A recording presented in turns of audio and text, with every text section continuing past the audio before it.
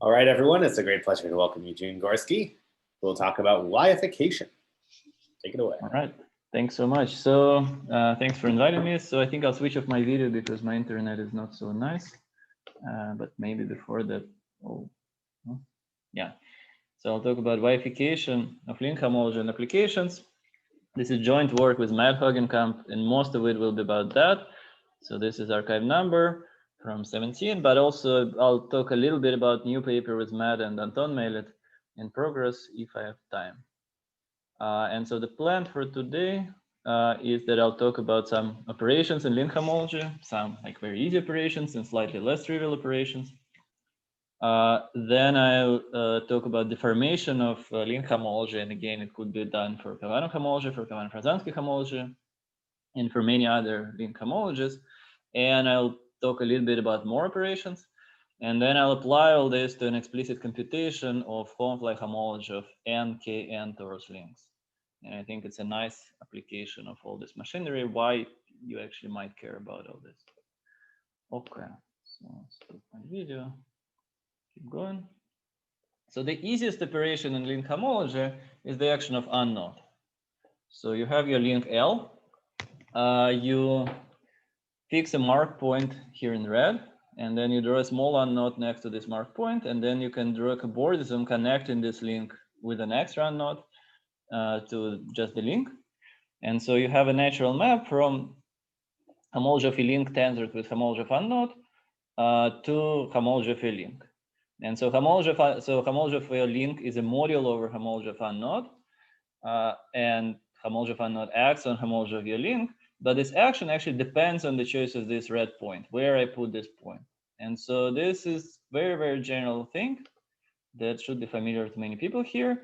It works for Khovanov, Khovanov-Rozansky, Higger-Floer homology. You always have this action of homology of unknowed, and it gives you really powerful tools. In Higger-Floer, these are these U variables, and so on.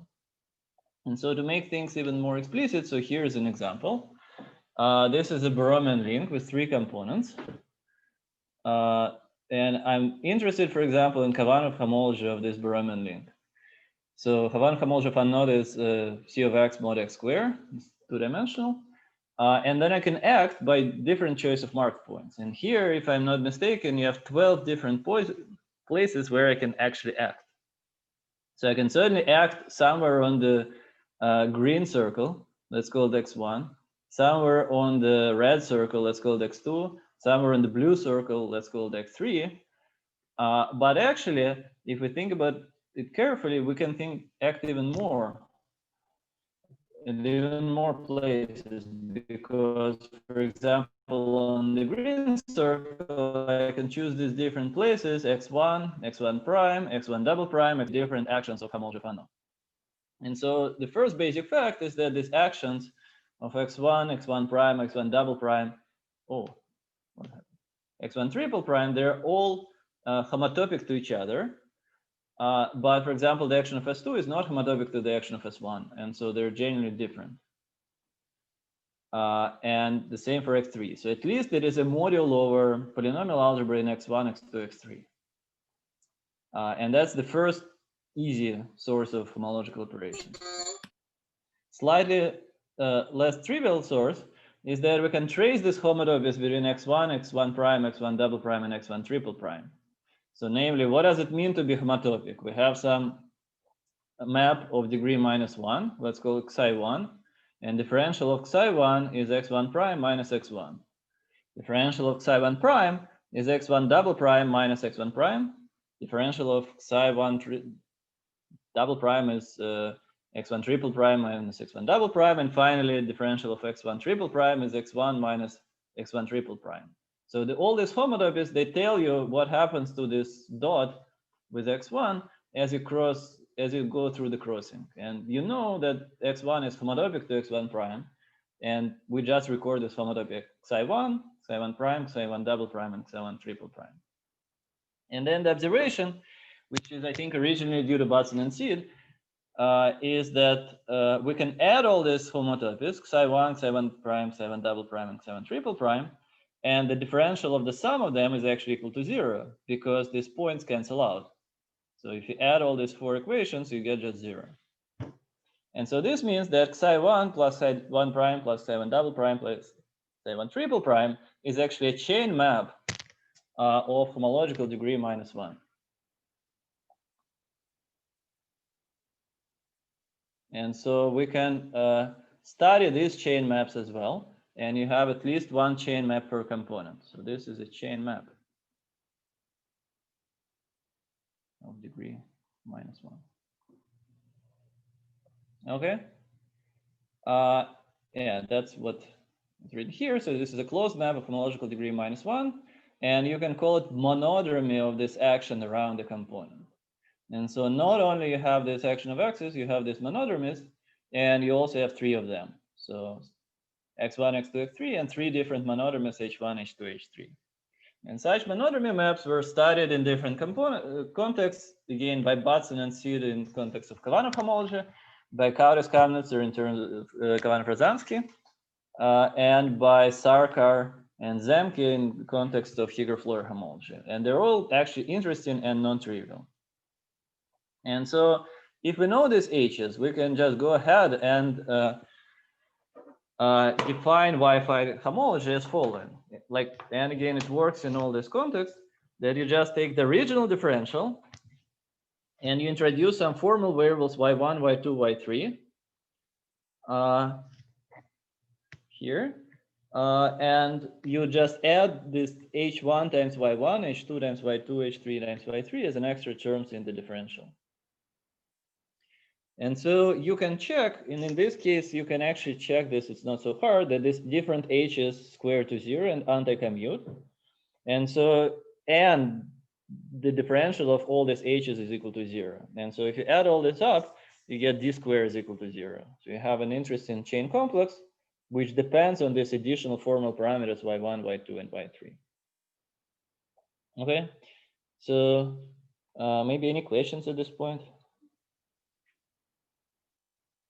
Okay, so if no questions, let's continue. Eugene, just again, so h's, so you add all the homotopies for a given loop, for a given loop. For a given loop, yeah. So for each component, you add all these things like here, xi1, xi2, xi3, xi4, and this is the chain map, and so this is 0. And so this is h1 for the first loop, then you have h2 for the second loop, you have h3 for the third loop. And you just add them up. And if you do randomized move, then they're canonical. Yeah, they're canonical. I'll say it in slightly different language in a second, but they're canonical. So this is really a link invariant, and so nothing. And this H commute on the nose or in homology? This H. You can choose them to commute on the nose. It's slightly better to say that they commute up to homotopy and there are higher homotopies, but in principle, you can choose them, and we'll discuss why you can choose them to anti-commute on the nose. Yeah, that's right. Thank you. Okay, and maybe I'll give a local description. I think it will be a bit more clear what's going on. Maybe before that, I will just say, so in general, you have as many y's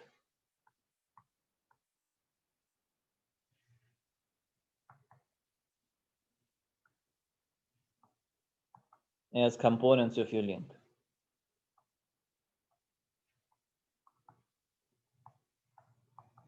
And so here we have 3 components. We have 3 different y variables. We have 3 different h's and 3 different x's. Okay, and so to give a local description, let me recall what happens at a crossing. So we have, so one crossing we can resolve as a complex, which looks like this. And the negative crossing we resolve like this.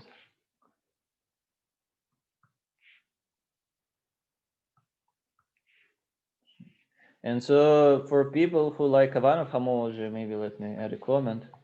So this corresponds to just this picture in Khovanov homology.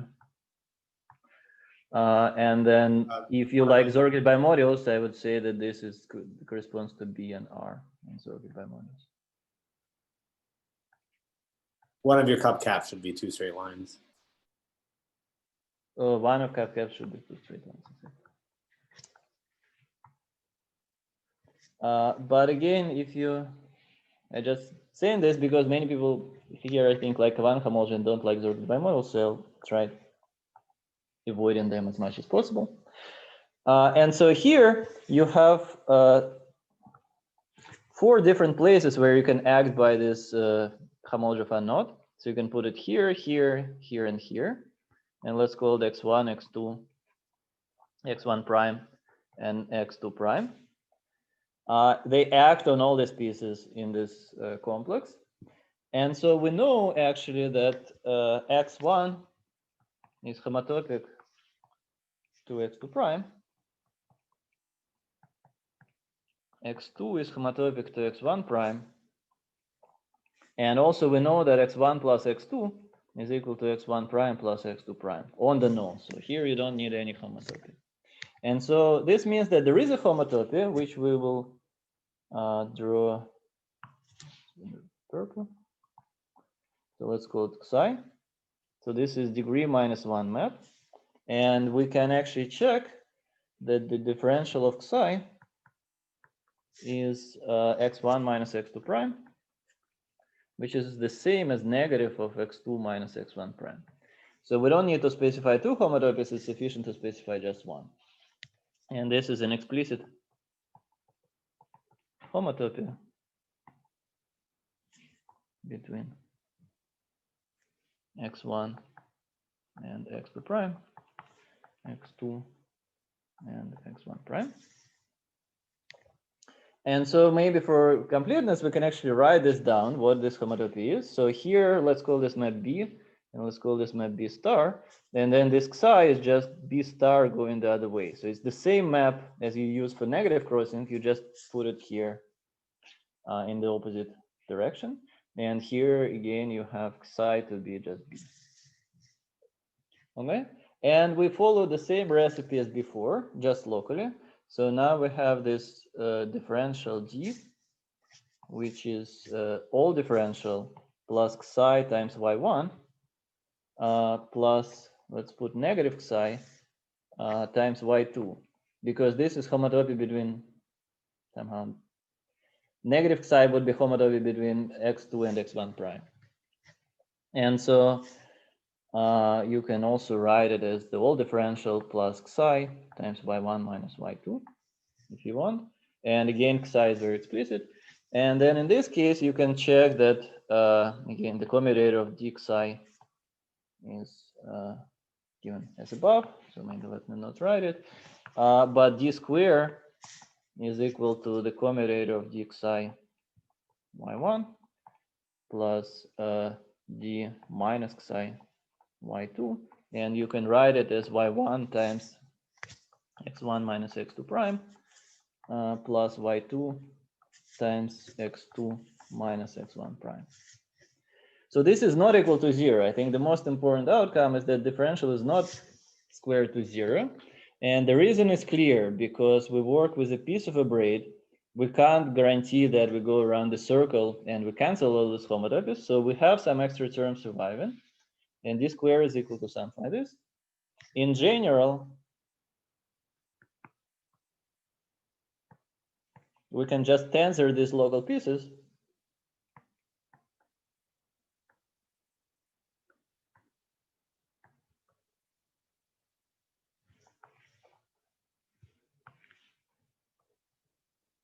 And for a braid beta, get a y-ified differential.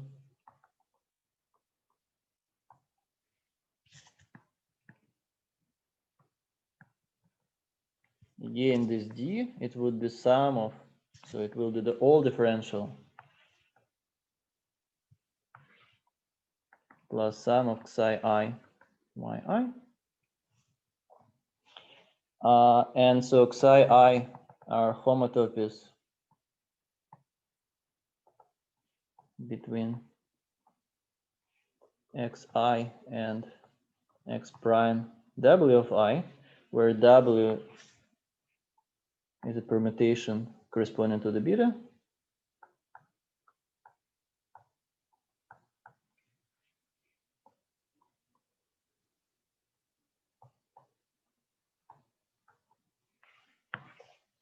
And if we unwind this definition, this means that d square is equal to sum of yi times xi minus x prime w of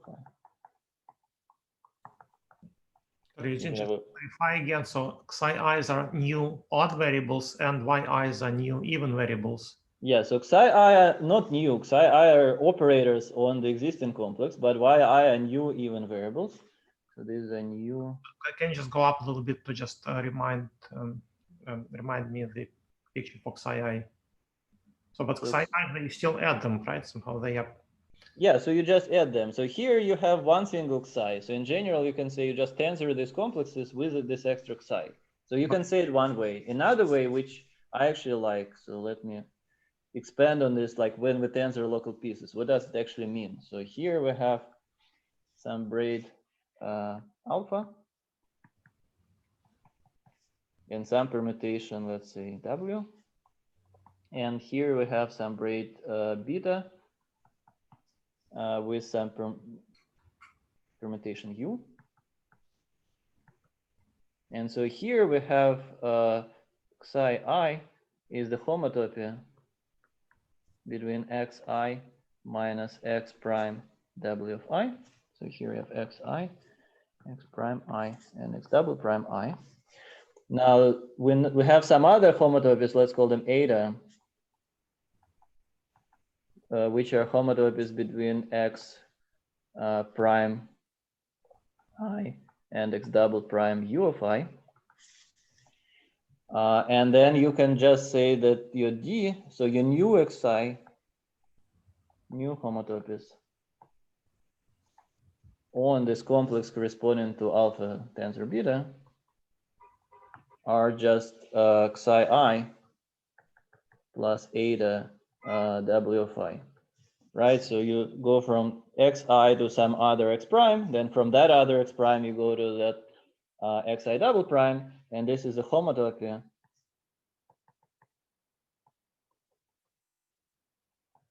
between xi and x double prime u of w of I. And xi generate an exterior algebra. And xi generate an exterior algebra. So here again, like if we choose them locally, they anti-commute on the nodes. If we do some homotopies, we need some, so maybe as a remark. So if we change xi I up to homotopy, we need to add extra terms to the differential. And maybe that's a bit technical and I don't want to explain, but somehow you don't need to, because you can just say that if you do it locally, it's clear that they anti-commute and they form exterior algebra. And it's actually a huge exterior algebra, which is important for what I'll say in a second. And so again, the complex is just the same, and you just tensor these local pieces. And this is the rule how you combine these xi's. And so given a braid, we get this y-ified complex. Let's call it Cy of beta with some differential d. And so theorem that we proved is that Cy of beta d is invariant under canonical homotopy, so it's well defined up to canonical homotopy.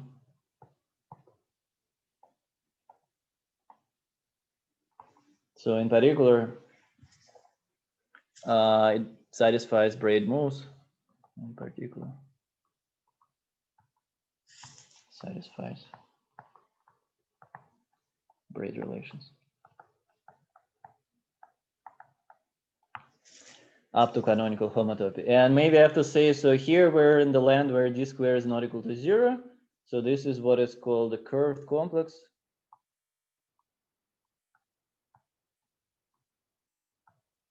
where d square is equal to some potential.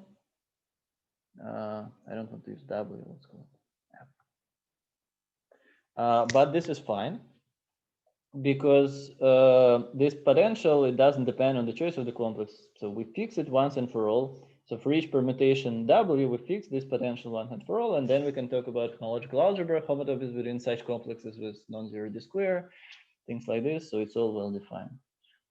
And again, the technical subtlety is that you have this permutation and you need to keep track of this, because in principle, if you want to talk about categories for different W, you have a slightly different category. So note, so for different W in Sn, we get slightly different category of Y-ified complexes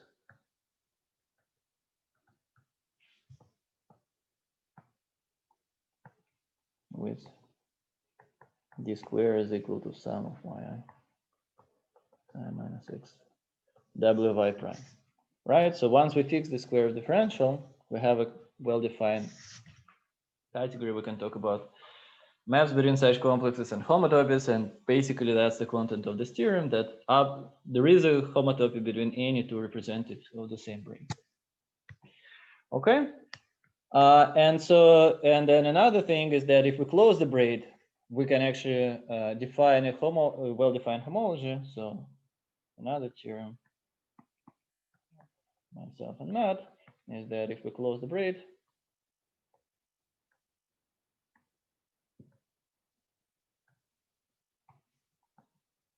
this defines a topological link invariant. Let's call it HY of beta bar, which satisfies all Markov modes.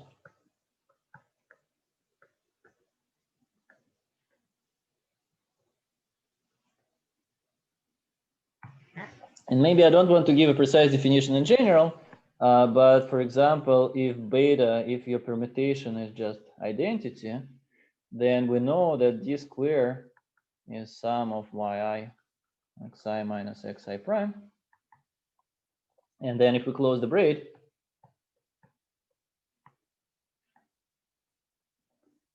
then we set up xi is equal to xi prime. And so d square is equal to 0. And this can be compared with the construction in the beginning when I just look at the link diagram and took this homotopy. And so this is the same construction as what we started from. Oh, Eugene, just a quick. So compared to the size of the original complex, so you take the original complex and multiply by the exterior algebra of the xi's and polynomials in the yi's.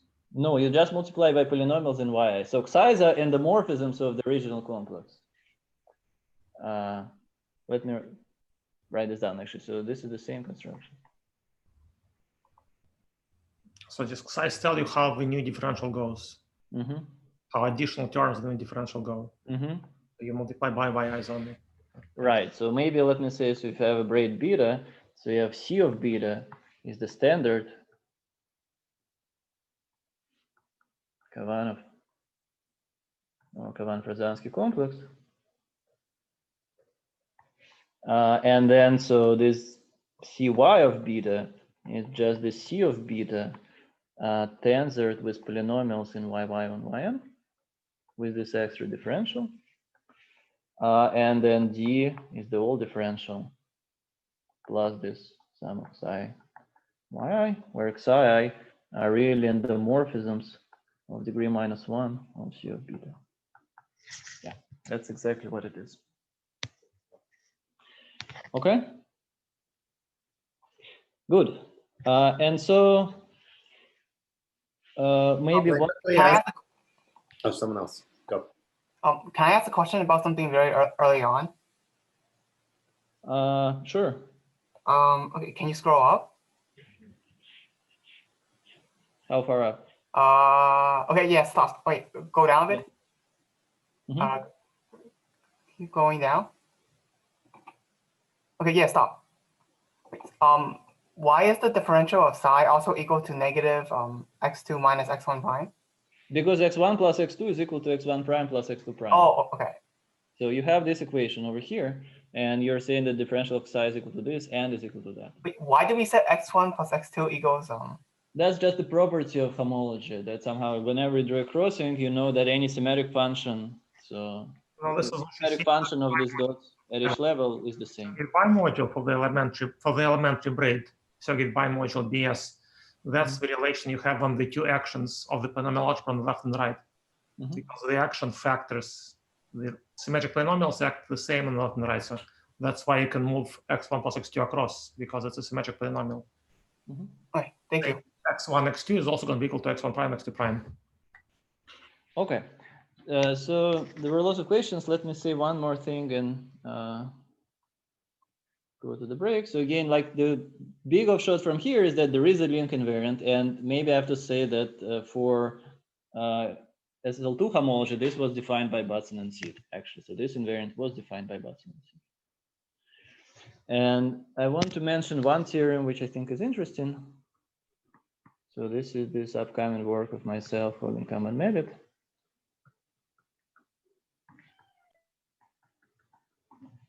There are many interesting operators. There exist interesting map operators. Let's call them DK on this Y-ified complex, such that they commute with this Y-ified differential. And for example, DK, maybe I don't want to say that. I want to say one explicit formula. So there is a differential. There is an operator which we call D2, and this is the following thing. So this is sum of xi plus xi prime, e or dyi, plus sum over I j less than k, psi I j, psi I k. So here, this is somehow psi I at j's crossing. And this is, well,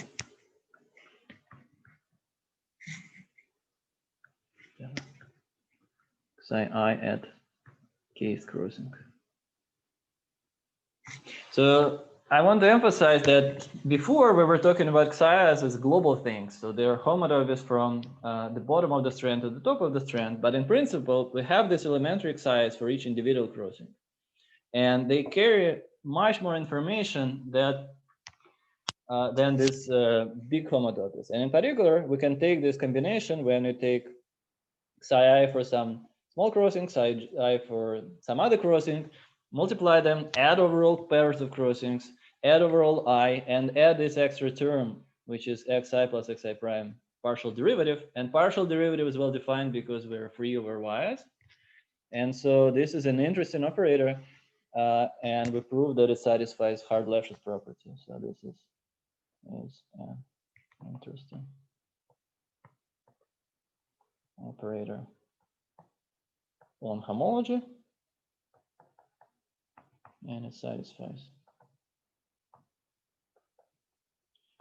hard-Lefschetz property.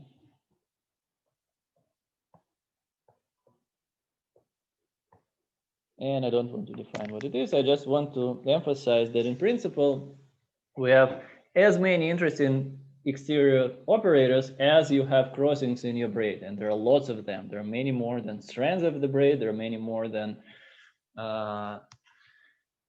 components of your link, and this should be a source of interesting actions and interesting homological operations in Khovanov-Rozansky homology. So I think I'll make a 5-minute break here. So if there are more questions. What algebra do you generate? So they all commute.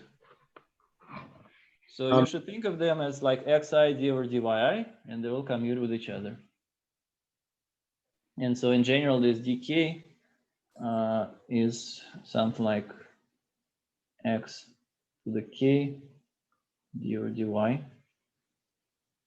Maybe you can put I. So you have vector fields on the space, xi to the k d or dy.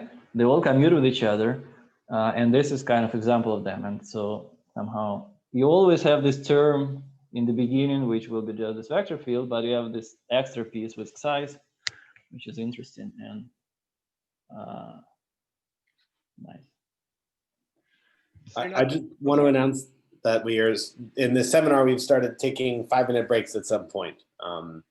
It won't always be at half an hour, but that'll be figured out later. But so we'll be taking a 5-minute break, but you can feel free to bother Eugene unless he wants to go get a drink or something. And then we'll reconvene at 1:35. Eugene, are these different? These aren't differentials, are they? No, they're just maps. I don't know why we call them D, but this is like they don't square to zero. This is like the positive half of a Virasoro or Wood algebra. I don't know. You tell me. Oh, but they commute. They commute. They commute. Yeah, so does the positive half of. No. No, You no, have x to the k d over dx. They don't commute. But here you have x to the k d over dy. it's different in different variables xi, yi. This is not the width algebra. But you can ask how they commute with the width algebra, and that's a very interesting question. And so that's another source of many other interesting operations. Or you can combine them with the width algebra action. Yeah, so in principle, I think there is a very rich story there. Do you expect decay to be obedient part of some universal developing algebra, of some V algebra? I don't know. I think for us, so the motivation for us is this last year's work of Anton on character varieties. So they correspond to some natural classes, cohomology classes on character varieties. And so we just translated them to this Zorgerland word by word. But there you have interesting classes in H2, H4, and so on. And so they all commute and they act on homology of these character varieties. What's the origin of those classes? The origin comes from group cohomology. So they correspond, so you have generators in homology of JLN. So they're all of odd degrees. And here they're shifted by 1 down. So, I mean, it is expected that these things are related to group cohomology of JLN, things like this. But so they should, if they're invariant on randomized moves, they would make Y homology a module over the polynomials in how many variables?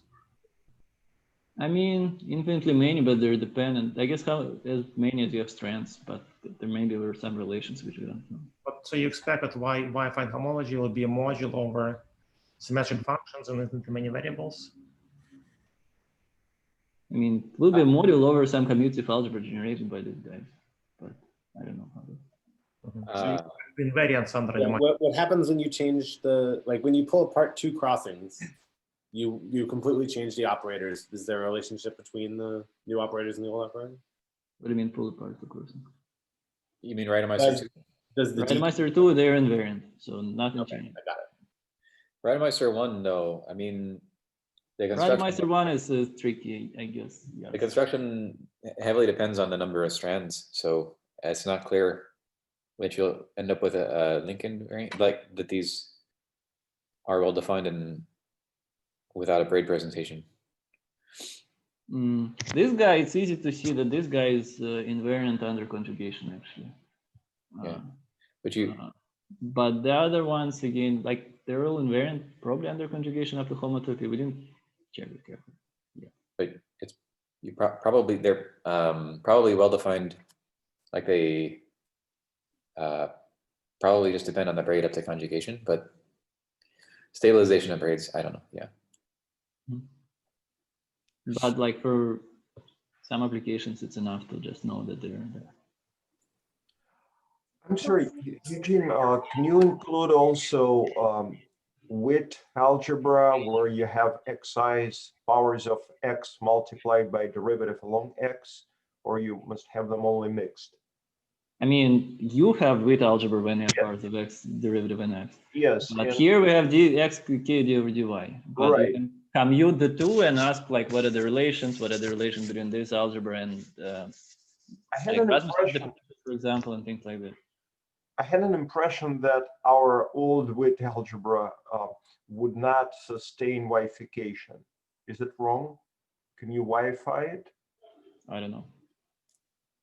Uh, I don't know. But now- these guys, they exist only in y-ification because somehow you need this extra. So the magic here is that, so the second term, it is well defined on the original complex, but it's not closed.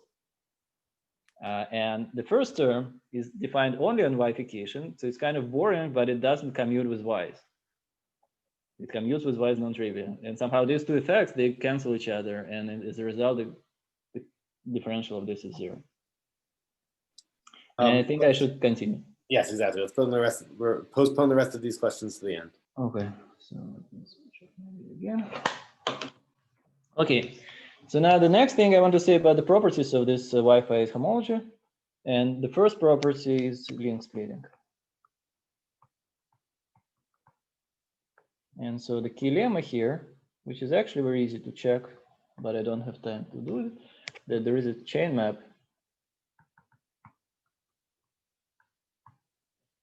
from positive crossing, from this y-ified complex for the positive crossing to y-ified complex for the negative crossing, which becomes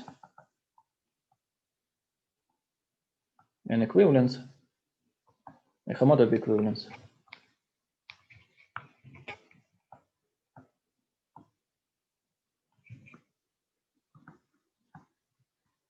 If the corresponding variables y minus y plus 1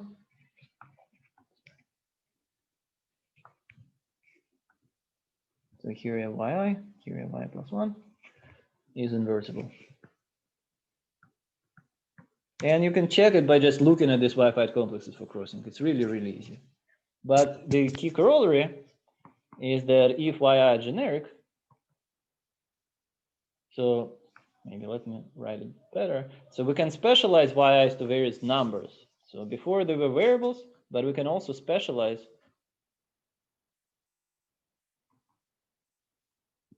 yi to various numbers. And if yi are generic, then homology of your link, so this y-ified homology of your link, is actually the same thing as homology of the disjoint union of components. We can just change all positive crossings to negative, negatives to positive, it's all the same.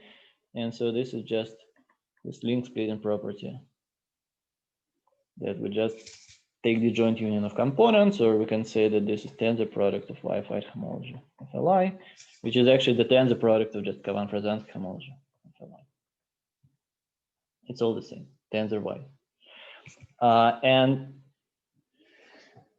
To draw this properly, so the picture that I like to have in mind is the following. So you have, for example, link with 3 components, like Borromean link in the beginning. And so you have this y space, and you have many different planes there. So here you have a plane where y1 is equal to y2. Here you have y2 is equal to y3, y1 is equal to y3. And so you can specialize, so you have a family of link homologies.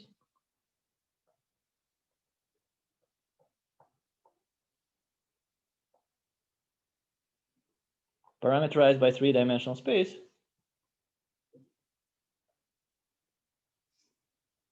Let's say we're working with complex coefficients with coordinates y1, y2, y3. And so in this 3-dimensional space, you can specialize, for example, here. So here, all yi's are distinct. So by this lemma, we can say that here we have just homology of L1 disjoint union, L2 disjoint union, L3. Here, we know that the first 2 components are the same. We can't separate them, but the third can be separated. And so we have homology of L1, 2 disjoint union L3. And here we have homology of L2, 3 disjoint union L1, and so on. So you have an interesting family of homologies, and then in the middle, when all of them are the same, this is actually just the old plain Khovanov-Rozansky homology. So this is y1 is equal to y2 is equal to y3. This is just the Khovanov-Rozansky homology. And so we deform it in a family, and then we can study the properties. And so more algebraic properties of this family are the following. So there is a theorem. Again, maybe I should cite Batson and Seed here. And myself, so there is a spectral sequence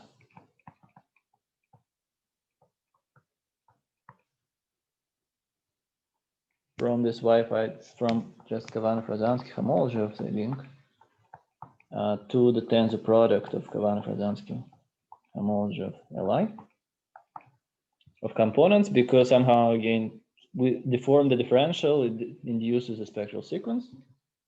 Another spectral sequence, which is different, is that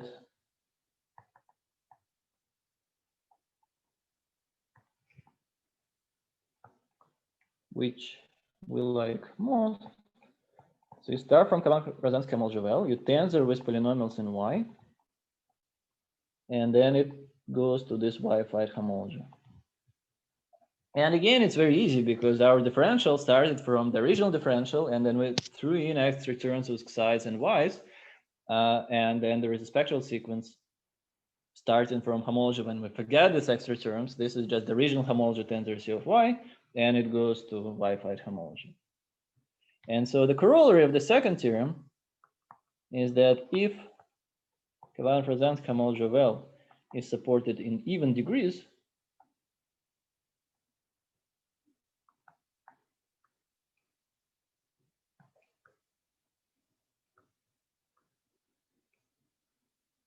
then the second spectral sequence collapses, and this y-ified homology is free over C of y. And the reason for this is that I didn't emphasize it enough, but this yi have degree 2. So they have homological degree 2. And so if you start from this, if this is even, polynomials in y are all even, and so there is no room for differentials there. And so that is important because actually, so all what I've said up to this point, I think is very generic. It works for many different interesting link homology theories. This is the point where it's important that we work with Khovanov-Rozansky homology, because there is a theorem of Ben, Matt, and Anton in various combinations that Khovanov-Rozansky homology is even for many interesting links.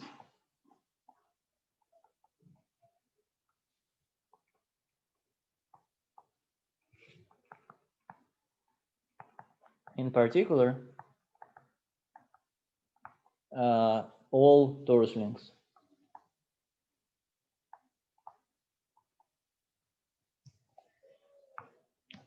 And so here, if we go back to this picture, so we, on the one hand, from general structure of the theory, we know that we have an interesting family of homologies which behave really differently at different points.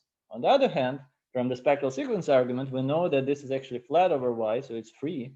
And so we have a really good control on what's going on. And so this is the idea. And so we use this to prove the following theorem. And that's, I think, the last thing that I want to say here. So this is the theorem that we proved in that paper with Matt. So you have homology of n kn torus link. This is actually the intersection for I not equal to j, xi minus xj, yi minus yj, theta I minus theta j to the k. What is this? So this is an ideal in hy of unlink which is just the polynomial algebra in x1, xn, y1, yn, theta 1, theta n. And again, these are even and these are odd. So x's and y's are what I explained before. Thetas are some odd variables which appear in form-fly homology. You take ideal generated by xi minus xj, y minus yj, theta I minus theta j, raise it into power k, intersect over all I not equal to j, and that's a concrete answer. So we have explicit computation, and many people, including Mark Heyman, actually computed the character, the Poincare polynomial of the space. So we're actually good. This is very, very explicit. And so in last, whatever, 4 minutes, I have, whatever. So I'll explain idea of the proof.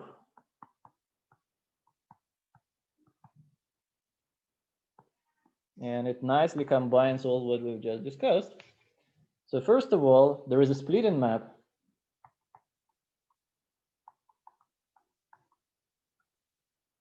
which goes from this y-ified complex Tn Tn to y-ified complex of unknown.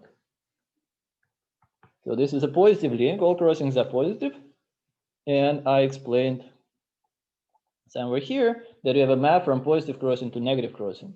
And so we just combine all these maps for half of the crossings and cancel them, and you have a map from homology of this interesting link to unlink.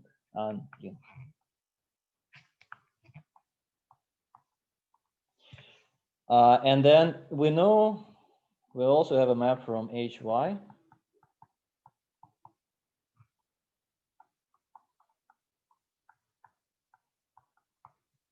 And we know by the above result that this is actually free over C of y1, yn.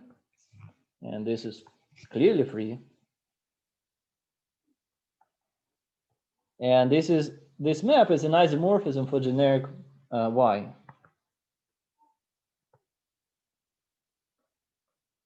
And some little commutative algebra convinces you that this means that this is injective on homology.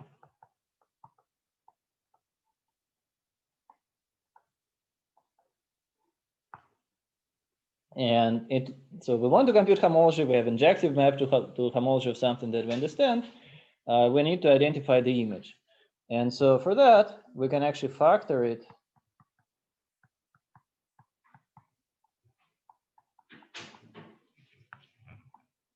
through different sublinks.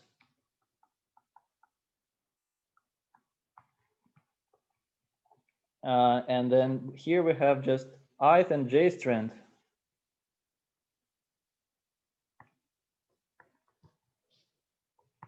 linked, the rest of them unlinked, and maybe this is to power k again. So this is ith and j strand form t2 to k. So we can just change all the crossings, but not all of them except for the crossings between ith and j strand, and then change them like this. So this map psi factors.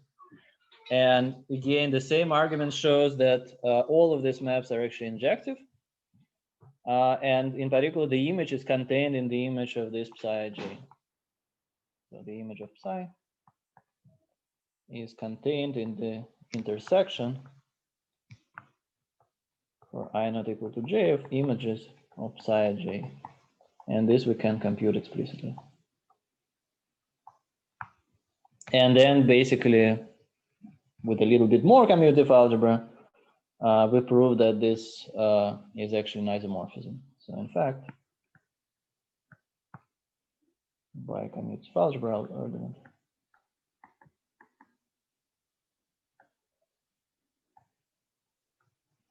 this image of psi is intersection of the images of psi j. And we're done, because in the theorem, it's intersection of some things, and this is the image of psi j. So I think this is basically the idea. Maybe it was quick, but I think for last 5 minutes, it's fine. And again, I think the main advantage is that we didn't do much. We just used the fact that there is this y-ification, And we used as a black box this result of Elias, Hogancamp, and Mallet that undeformed homology is given. And so deformed homology is equivalently formal in some sense. And so then you can play all these tricks and go to subrings and things like this. And I think I'll stop here. If there are more questions, please. All right, that was great. Thanks, Eugene. And we've got plenty of time for questions. Eugene, Mm-hmm. can you define psi-ij again? Yes, so you have a link with many components. So let's say you have T and N. Maybe let's do an example because it will be easy. You have T and N. So you have N components, which are all unlinks, unnodes. And every pair of strands intersects twice.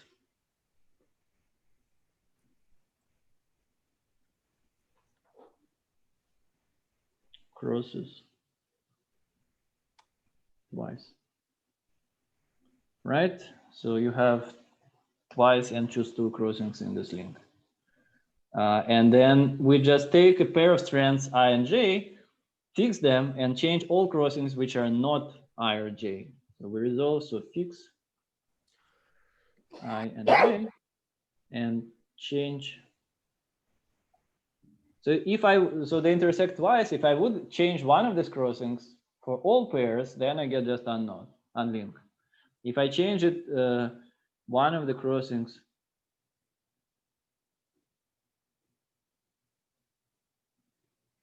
for ik and jk for k not equal to I and j, we get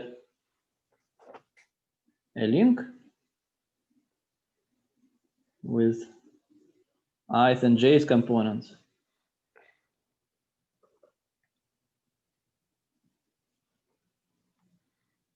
Linked. And the rest unlinked from them. If you also do KL. And KL, yes, and KL.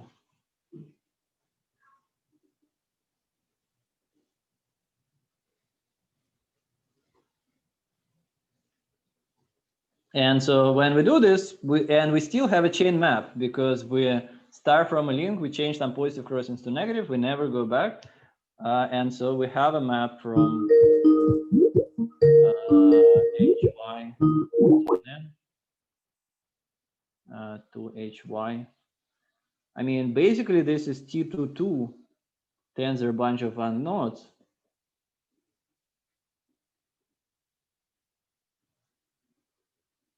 But this is T22 on ith and j's strands. So they you get a hop link on ith and j strand, and then you have unlinked and separated from then a bunch of unknowns. And so you certainly have a chain map there. And then you can take these ith and j strands, which are linked in a hop link, and change one more crossing and get unlinked completely. So psi-ij just changes one crossing in this picture. And so the point is that we can compute explicitly homology of the hop link. It's easy. We can compute homology of this T2 to K. That's also easy. And it's fun.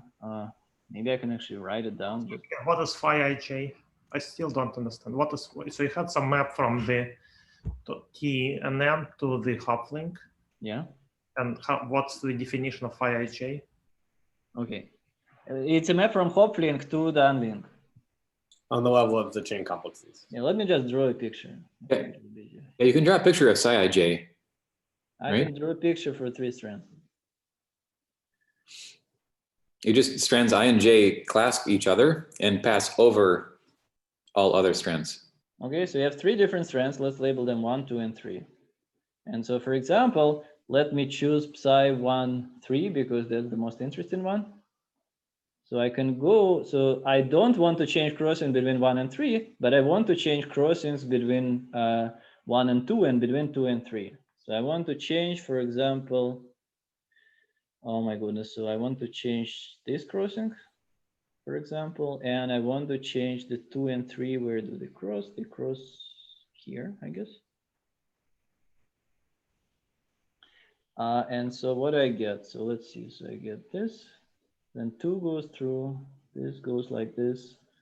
Then it goes under like this. And then this goes like this, like this. Right? So this is 1, 2, and 3. And so the point is that I can separate the second strand from here, especially if I close up, because it's unlinked. We just move it to the left, basically. So this is the same thing. But so what's the relation between the map written that I can see and psi ij? Let me finish. So I'm just saying that hy on the left to hy tensor hy on the right. But what is phi ij? Phi j, now you have a map to unlink because now you change one extra crossing, right? So now you're saying that you have this picture for just 1 and 3, basically. And now you change this crossing and you have this map which just goes to the. And so this is psi I 1, 3. And so I'm saying that this is the big map psi. I can choose the order in which I change the crossings, and somehow it's not completely obvious why it doesn't depend on the choice of the order of the crossings, but we proved that there is actually unique map. So the space of such maps is one-dimensional, so the map is really unique. And so you just choose to do this crossing first. You separate the second component, and then you do one more crossing over there between 1 and 3, and you get just unlink. And so you just factor it psi in this way, and different choices give me different factorizations. What's the definition of phi ij? I see two maps. I see a map from homology of TNN to homology of the T22 tensor trivial link. I see that, and I see a map from hy T22 trivial to the trivial. I see That's the second map. Which of them is phi ij? The second one. Ij is just a map from T22 tensor trivial into. That's right, but you need to be careful about the which components go to which components in this T2 tool. Can you go back to the definition to the picture of phi ij above? In this picture? No, back to the where it first appeared. So I see. So phi ij.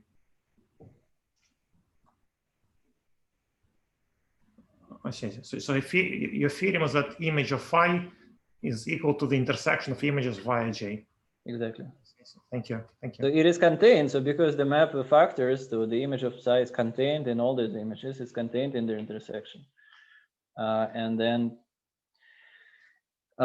it's actually equal to the intersection of these images. Can you say a word about surjectivity? Why it's equal? Yeah, I don't get that. Because you look back at this picture and you know that there are free modules over y's, and they agree outside of the origin. So for all these points, we know, like by definition, they agree at all these hyperplanes here, right? Because we just do this. And so the complement of these hyperplanes have codimension 2. And then because it's a free module, you can extend everything to codimension 2. All right, wonderful. So this is kind of, I don't know, Hartog's theorem, how it goes. Yeah, that makes a lot of sense. Yeah.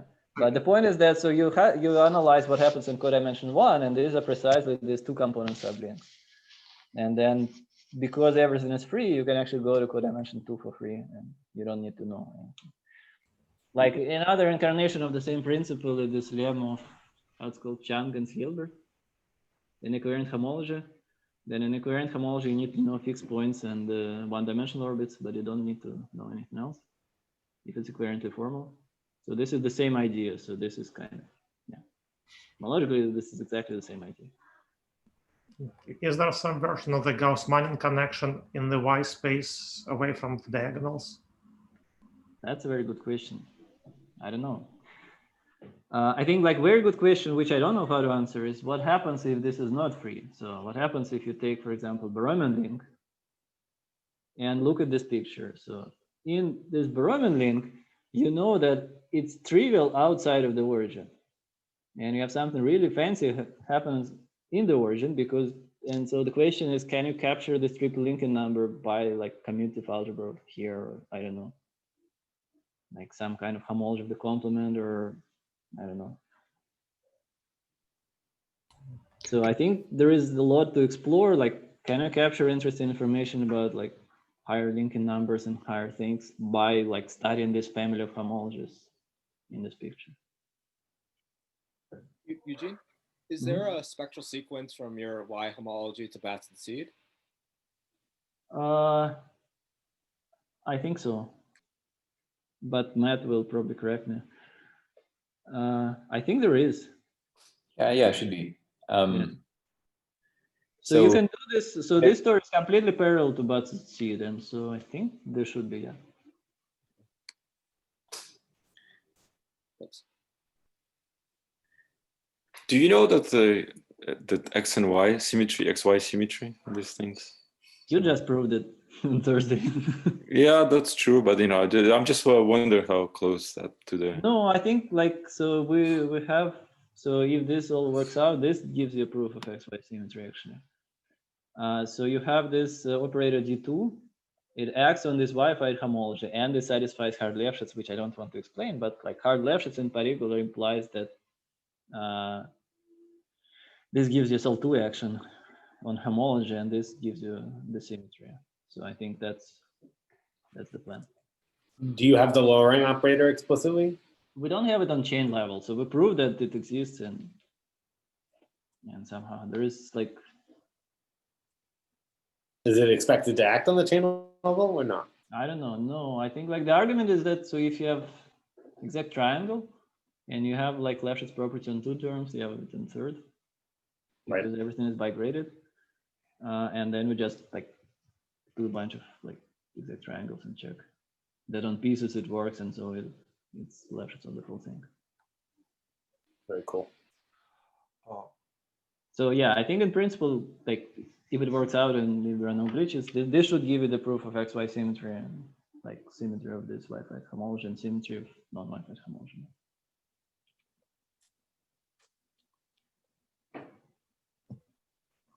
Hey, Eugene, I just want to understand the just a very basic example. So let's say that all of my link components are unknots. That means that in the link splitting spectral sequence, my infinity page is just a very simple number of, I don't know, towers or something. Yeah. Can you use that spectral sequence to like get some sort of like, what is like the structure of the first page? Do you like if you localize by like yi minus yi plus 1, do you get like towers with that module structure somehow? Like, let's say you fix the other yj's. Yeah. And then can you like measure the quantum grading of, I don't know, the bottom of one of the towers that survives under localization when you go to a bunch of unknots? I'm not sure I understand the question. Somehow, Sorry. I mean, yeah, I mean, I'm trying to come up with like a Rasmussen type invariant, I guess, from this. With this, like, is this related to like the way that the D invariant, is that what it's called? Yeah. Sure. Yeah, exactly. The bottom of like a tower. Bottom of tower. So let me say one thing. So you have a map from positive crossing to negative crossing, and you have a map back, in fact. So you have an honest map back. So that was psi, let's call this, I don't know, phi. And so I think if I'm not mistaken, psi phi is something like I minus y plus 1, something like this. Am I saying this right? I think so. And so if, in particular, if this is invertible, this just means that psi and phi are isomorphism. But in general, it's not. But for example, if you start from your link, you can unlink and look at the sequence of operations, and you can see, for example, by which power of yi minus y plus 1, the result is divisible, like how deep it is in this filtration. So yeah, so you can ask all things like this. So in particular, I think what's certainly true in this case, so for TNN, you have a map from TNN to unlink, which we like. In fact, you have a map backwards.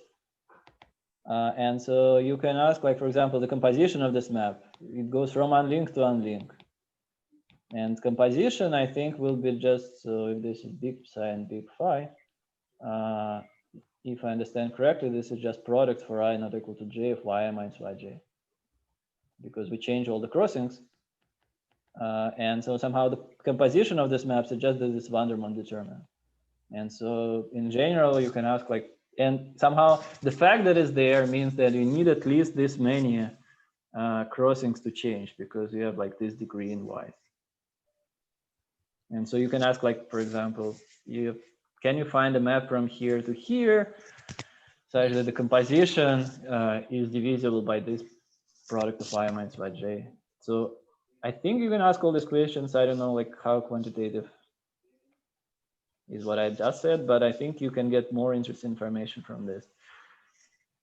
And I think it might be even more interesting than Batson and Seed. So Batson and Seed bound the splitting number by the page of spectral sequence it degenerates to, which is kind of very hard for me to understand. But you can look at this various divisibility by yi's, and I think you can get more subtle information from this. But I don't know.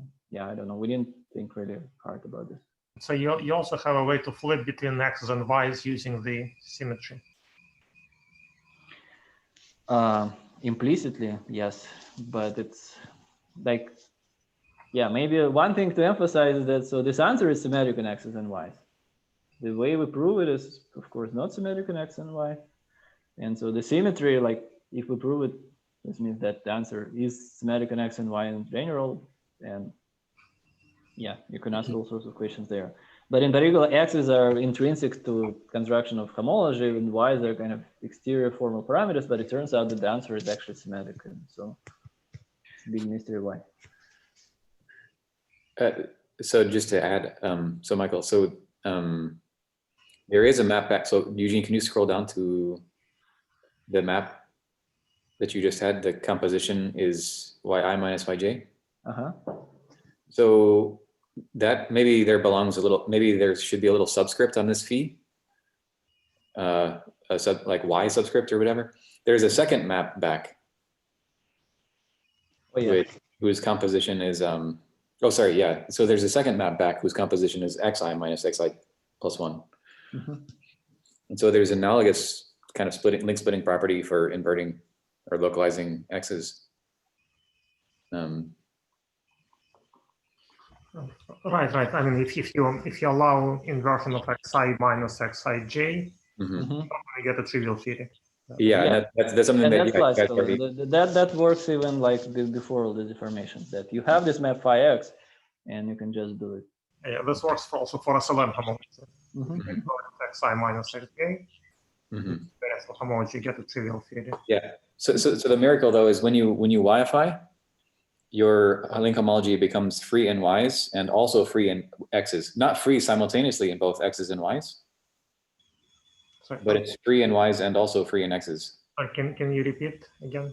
Yeah. So when you y-ify, so again, this is under the assumption of some sort of symmetry, but the expectation is that if you're, so sorry, what do I want to say? So if your complex is parity, then we prove that your link homology is free in the alphabet y's, the y's. So the expectation would be that you're therefore sort of also free in x's. So the link splitting property could be stated purely in terms of x's, but the nice thing that happens is when you y-ify, it's sort of homology is sort of closer to being free. Sorry, I don't know.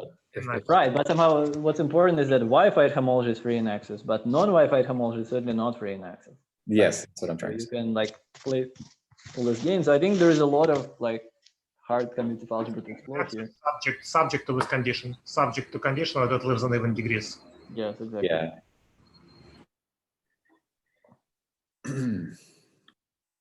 And remind me, if you take other eigenmaps for the full twist, you get some mixture of x's and y's based on rows and columns.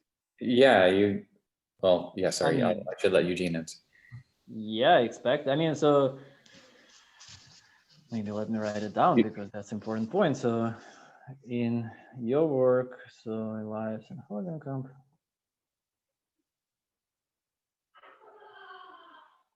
so they found some maps, so the eigenmaps, which are maps from identity to the full twist, or equivalently, they're classes.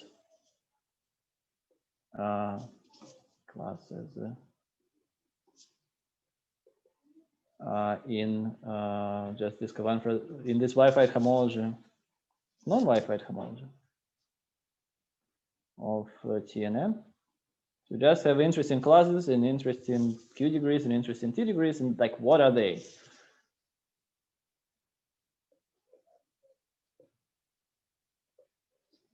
And so the expectation, I think we still didn't prove it, right? So the conjecture is this. So for each lambda is the Young diagram.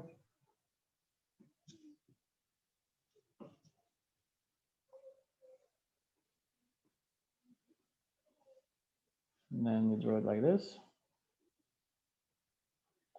So you label the boxes randomly. Let's say in this row, it doesn't really matter. And then you write delta lambda to be determinant of xi to the power ai, yi to the power bi, where ai, bi is the box labeled by I. Should that be AJ, BJ? AJ, BJ, yes.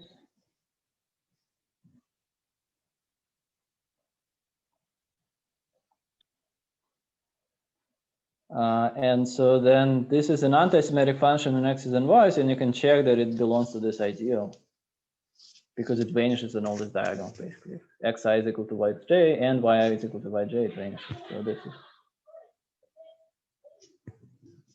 an anti-symmetric function.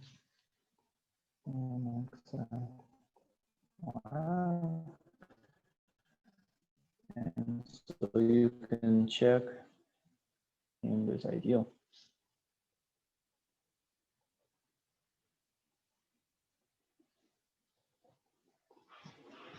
And this is an important function which played an important role in the work of Mark Heyman on hybrid schemes, but that's a subject for another book.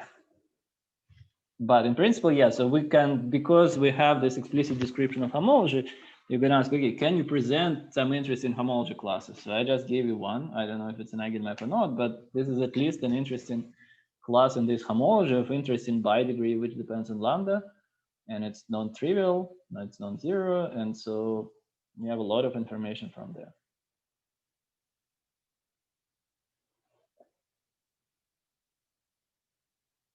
I think this is a good place to thank Eugene again. This was wonderful. And I'll stop the recording.